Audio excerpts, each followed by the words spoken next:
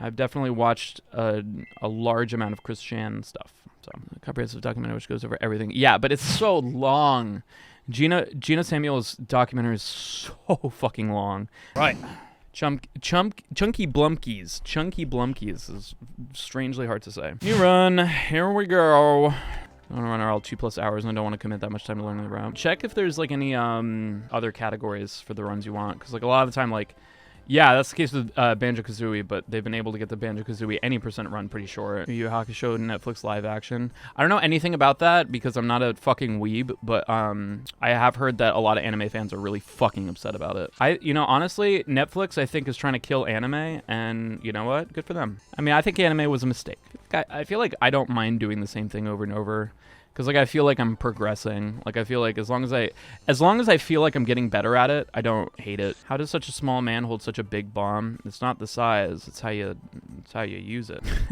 Sammy classic Sonic fan. You anime. When will you learn? When will you learn that your actions have consequences? You and every anime fan, Nintendo, you gotta make an appointment with the CEO of anime. Did you ever take a dive in the rabbit hole of Chris Chan? Oh yeah, like most of you guys, a Chris Chan connoisseur. That rabbit hole scares me. It's a very deep one.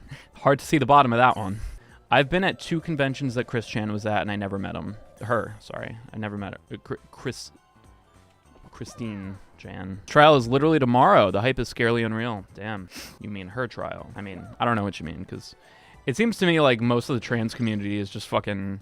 is like, no, Chris Chan does not fucking represent us.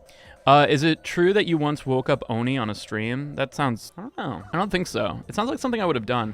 I've stayed at Oni's house a few times. Back when he was not... When he wasn't in LA. I haven't stayed at his place in LA. So I went to a MagFest that Chris Chan was at. And I actually... A bunch of my friends, including Maximum Hamburgers Mitch... And I think Ro met Chris Chan. And I think it would be Christine Chan at that point. Like, pretty recently Christine Chan, because I think this was 2019. But then I went to the Too Many Games that they were at, that they had a breakdown in the middle of the walking area because they were too huggy with somebody. I can't remember exactly what happened, but yep, I was at that one too. Can we not talk about Chris Chan? Because as a Sonic fan, I don't need that level of negative in my life. That's fair. How do you feel about Sonic's arms? What color should they be? Be careful what you say. So this move that the dragon does is actually supposed to be a pretty easy one because you can get 2 bombs off on him, but you can't hit him with the bomb. If the bomb touches him, he fucking it stuns him, and then you can't do any damage to him because he like pops. He goes away. I've definitely watched a large amount of Chris Chan stuff. So, I was actually introduced to Chris Chan because of Oni. I heard Sonic's arms and had war flashbacks. Yeah, think about the GameStop employee. As somebody who's, been very deep interested in autism, and I studied it kinda, when I was thinking about minoring in psychology and taking all the classes I needed to do that, like autism was my specialty. It's interesting to me for I think a completely different reason than it is for other people. Because one of the things that's interesting about Chris Chan is the whole story is such a roller coaster to your own emotions, where you go through kind of feeling bad for him and then not feeling bad for them. Does that make sense? Because I feel like Chris Chan was bullied, horrendously by the internet. However, then you learn that their experience through high school was very strange in that it was cultivated, they had a lot of friends and stuff that were arguably paid off by Chris Chan's parents. Chris Chan won a ton of contests, unreasonable luck, right? And I would argue, as not a psychologist, not qualified to say this, that it created a lot of narcissistic tendencies. That's what you see when, you see a child who's grown up in an environment that makes them feel like they're very special, right? That they're not necessarily a special person among other special people, that you're more special than other people, which is definitely the case when you have this, even just you keep winning stuff, Because Christian won that there's a Sonic thing, the Sonic Says thing, and then there was a Pokemon thing. I don't know. I know the whole story from memory. I know a good bit of it, but for me it's interesting because a lot of the time, with somebody who's autistic, they deal with a lot of they deal with a lot of bullying and caveats of having like a developmental delay in school. Or you have them kind of homeschooled, and then that has its own like pros and cons.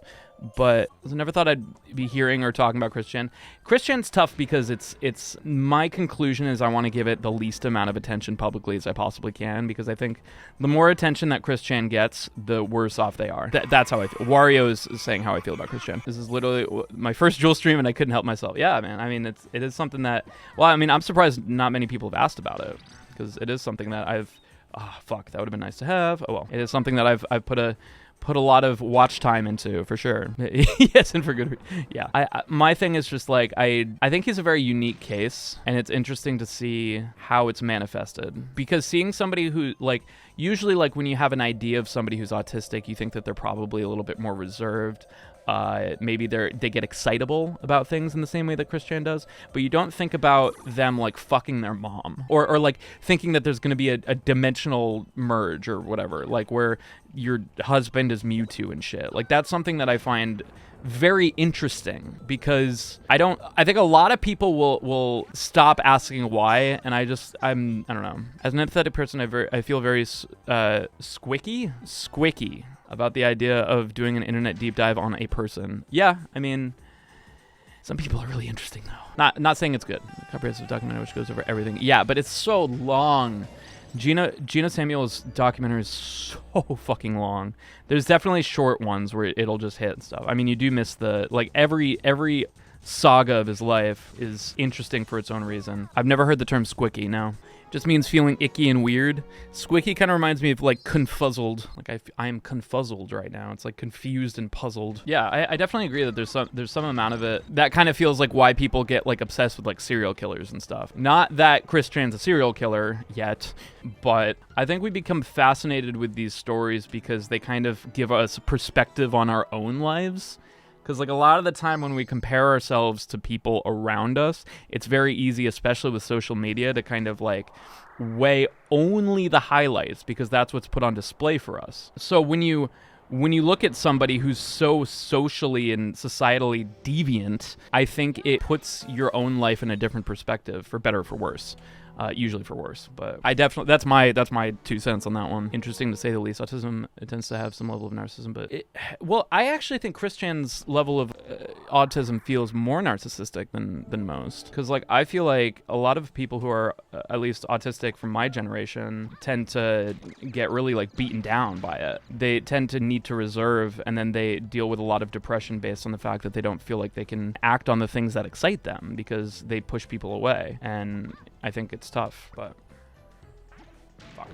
was allowed to be narcissistic. Yeah, it seemed like Christian was like positively conditioned to continue to be narcissistic.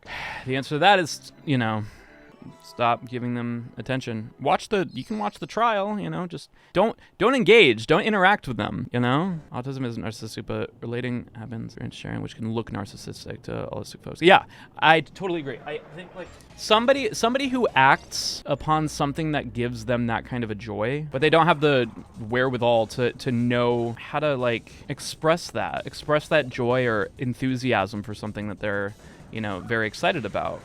And because they don't have that, I feel like a lot of the time you have a varying degree of social cues to be able to operate off of. I do think like what looks narcissistic is like normally a person who, acts the way that somebody who's autistic might act over something that they're excited about, something that brings them a lot of joy.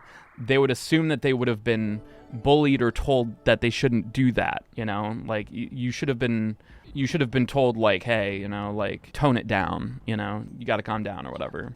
So it might look narcissistic because it's like, oh, like why do they think that they can just, like who do they think they are to try to like control an entire room talking about whatever it is that they want to talk about with little to no social cues. I don't think I've ever met an autistic person who wasn't empathetic. I'm sure they exist, but I have not met them. Like, who genuinely, like, care about people and don't want to cause them any harm or negative feelings, Like, that's not something that I think is really, like, runs parallel to that. Like, in the same way it would run with somebody with, like, a narcissistic personality disorder or something. Because even in that case, like, people with narcissistic personality disorder, they don't necessarily hate people. They just don't have the empathy that makes them feel the pain that others might feel, or the emotions that other people might feel, in the way that I feel like people who are neurotypical are expected to. Wow, he gave me the fucking... Yeah, there you go. How about... fuck. Might be able to still get fast. I'd be able to pull a fast one on him. Orion is not a nice person.